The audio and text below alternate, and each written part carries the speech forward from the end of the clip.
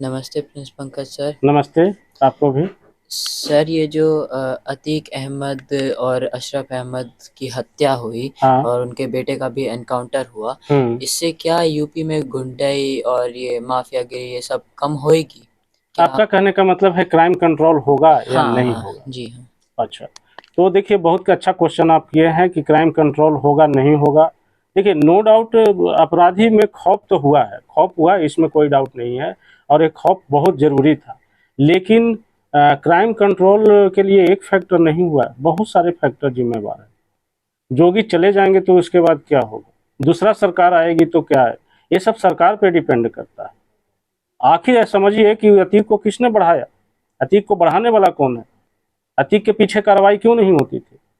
उसको राजनीतिक संरक्षण प्राप्त होता था। वो पार्टी टिकट देते थे, सपा से वो उम्मीदवार था, तो सपा का मुखिया कभी उस पर कर सकता था, कार्रवाई कर सकता था। लोग कंप्लेन करते करते थक गए। मुलायम सिंह यादव उनके कुत्ते से हाथ मिलाते थे। तो जिसके कुत्ते से हाथ मिला रहे हैं उसको क्या अंदर डाल सकते हैं क्या? नहीं डाल सकते हैं आप अंदर। शाइस्ता परवीन मेंबर थी, बसपा की मेंबर थी, तो क्या उनकी पत्नी पे कार्रवाई हो सकती है? अब उनके पति पे या उनके बेटे पे कार्रवाई हो सकती है? ये संभव नहीं है। इसलिए जनता को समझना पड़ेगा कि हम किसको चुनते हैं और कौन से अच्छे आदमी को चुनते हैं। अच्छे आदमी को चुनेंगे और तभी अच्छा प्रशासन मिलेगा। आप गुंडे को चुनेंगे तो गुंडा ही प्रशासन मिलेगा, फिर झेलते रहिए। कि हम टीवी पे देख रहे थे, सूत्र देख रहे थे, तो टीवी पे एक मुस्लिम ही बोल रहा था कि अतीक अहमद पे क्या था, जैसे सपोज करो कि 10 रुपया आपसे लूटता है, तो 10 रुपया लूट करके और 10 पैसा जो है गरीबों में बांट देता। ये बताइए कहाँ का न्याय उसका? क्राइम की हिस्ट्री है, कुंडली है उसका, क्राइम की हिस्ट्री है, बताइए। उसका भाई के कोई ओवरटेक कर देता है, और ओवरटेक करने में जब वो उसको फिर फ़ोन आता है, धमकाता है, बुलाता है उसको, तो जाता है, जब पता चलता है कि अशरफ का हम जो है ओवरटेक कर दिए हैं, तो अशरफ के पास जाता है, बोल माफ़ी मांग लेता है। तो माफ़ी मांग लेता है, लेकिन अतीक अहमद बोला कि हाँ वो काम तो बहुत बड़ा तुम कर दिया, लेकिन जाओ तुमको हम माफ़ किए। अब वो आदमी जाता है तो फिर 2 दिन के बाद उसकी हत्या हो जाती है। और उसके अशरफ को फॉल्स बंद किए हुए है, तमंचा के अरेस्टिंग में बंद किए हुए है कि ये तो तमंचा रखे हुए था, ये तो थाने में अरेस्ट है। इस तरह के कॉन्स्पिरेसी होगी, आम आदमी कहाँ से जीत सकता है? उसने ये इसी को नहीं मारा, इसने वो अतीक अहमद ने ये हिस्ट्री शीटर को नहीं मारा, ये अतीक अहमद ने बदमाशों को ही नहीं मारा, अतीक अहमद ने, उनके सरगना भाइयों ने, उसके परिवार ने आम जनता को मारा। जबरदस्ती जमीन लिखवा लिया, इनकाउंटर कर दिया, मतलब ये कर दिया, सॉरी इनकाउंटर नहीं, ये कर दिया, हत्या कर दिया। इस तरह से ये किया तो पुलिस पुलिस कहीं ना कहीं पुलिस क्या करेगी? अब इसका कोई भी आता था तो सीधे फोन आ जाता था। राजीव गांधी के टाइम में फोन आ गया था लखनऊ से, जब इसको पहला बार अरेस्टिंग हुआ, जब पुलिस इसको निपटाने के लिए सोचा था, तो सांसद इसके पैरवी किए थे, राजीव गांधी के वहाँ से फ़ोन आ गया था। अब फ़ोन आ गया था और सांसद ने फ़ोन किया था, फिर जैसे कि ये छूट गए। तो ये सब समझना पड़ेगा, जब तक ऊपर से पैरवी रहेगा, नेताओं का आएगा और नेता पार्टी में देते जाएंगे। कांग्रेस ने आखिर कार्रवाई क्यों नहीं की? क्यों ये मेंबर थे, ये पार्टियां क्यों आपको टिकट दिया? क्योंकि वो काम करते हैं, ऐसे ऐसे अपना काम निकलवाते थे। ये पार्टियां ही बेसिक की, इस पार्टियां का डीएनए ही खराब है। ये भ्रष्टाचार और गुंडई में पार्टी लिप्त है। ये पब्लिक को समझना पड़ेगा कि ये भ्रष्टाचार और गुंडई में लिप्त है। स्वच्छ आदमी को चुनिए, प्रशासन को चुनिए। और इसमें हमको लगता है कि बीजेपी बहुत अच्छी पार्टी है, क्योंकि बीजेपी के ये लेने वाले, उनके पास टिकट लेने वाले की कमी नहीं है, गुंडे तबके के वो भी टिकट दे सकते हैं। लेकिन बीजेपी कम से कम इतना तो देखता है, बीजेपी टिकट दे सकते हैं। अनंत सिंह के टिकट क्या बीजेपी नहीं दे सकता था? दे सकता था।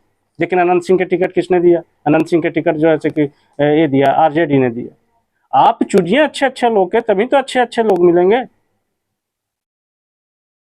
सबके लिए कानून है, व्यवस्था है, सब कुछ है। अब अतीक अहमद के टिकट दो, अतीक अहमद पार्टी के लिए काम करेगा, पार्टी कैसे उसके अगेंस्ट में जो है कि कुछ कर सकती है? ये तो पब्लिक को समझना होगा।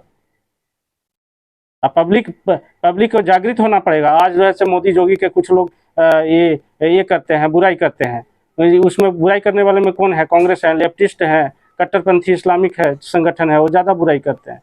तो ज़्यादा बुराई करते हैं, लेकिन वो भूल नहीं पाए कि ये लोग भी त्रस्त होंगे। मोदी और जोगी को हटाने का मतलब है कि ये लोग भी कहीं ना कहीं त्रस्त होंगे, और आम जनता त्रस्त होगा। आम जनता भुलावे में मत रहे।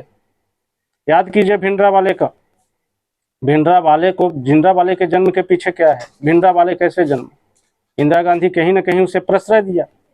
कहीं ना कहीं इंदिरा गांधी जो है कि शुरू में भिंडरावाले जब राइफल लेके घूमता था पूरे इसमें, पूरे दिल्ली घूम गया, पूरे लोग ये घूम गया, पूरे पंजाब घूम गया, उस समय किसी को ये नहीं कर सकता, कोई अरेस्ट नहीं कर सका उसे। क्यों नहीं अरेस्ट किया? चलो भाई, उस समय तो सपोर्ट कर रहे थे, दूध पिला रहे थे, तो दूध पिला रहे थे, और जब वही सांप डसने के लिए खुद तैयार हुआ, तब आपके कान खड़े हो गए, तब हिंसा हो गई, हिंसा हो गई, ये हो गई। इसलिए हम खास करके एक चीज़ हम देख करके बहुत विचलित हुए हैं कि पटना में जुमा अलविदा जुमा के बाद जो नमाज हुआ, तो उसमें नमाज हुआ तो कुछ कट्टरपंथी लोग निकल करके नारे लगा रहे थे इसके फेवर में, अतीक अहमद के फेवर में।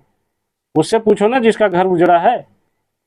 इतना ही तुमको जो है से कि है भाईचारा और धर्मवाद ब्रदरहुड भाईजान निभाना है, तो उससे पूछो ना जाके, मोहम्मद कारी से पूछो ना कि जाके कैसे जो है से कि उसके हत्या हुआ, और चांद बाबा के जो है से परिवार से पूछो, और दुनिया भर के उमेश पाल और नोट हिंदू लोगों से, मुस्लिम जिसको सबसे ज़्यादा मुस्लिम को हत्या किया उसने, तो उससे तो जाके पूछो।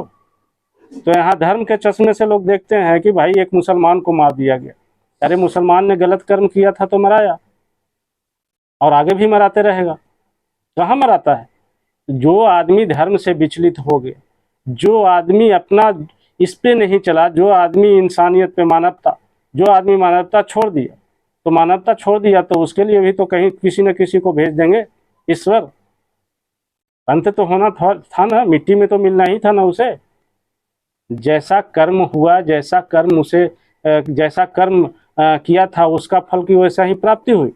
इसमें किसी को बुरा लगने की बात नहीं है।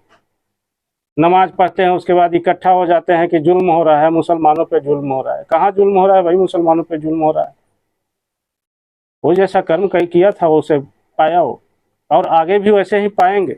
जो उसका सपोर्ट में आएंगे, जो गलत का सपोर्ट में आएंगे, एक दिन तो उनको भी नाश होना ही है। वो कितना भी जप ले, कितना भी अल्लाह को जप ले, उनकी कोई ये सुनवाई नहीं है भाई। एक तो एकदम कहना पड़ेगा कि इसमें कोई सुनवाई नहीं होती है। आपका बहुत बहुत धन्यवाद आपके विचार हमारे सामने रखने के लिए। आपको भी धन्यवाद बहुत बहुत।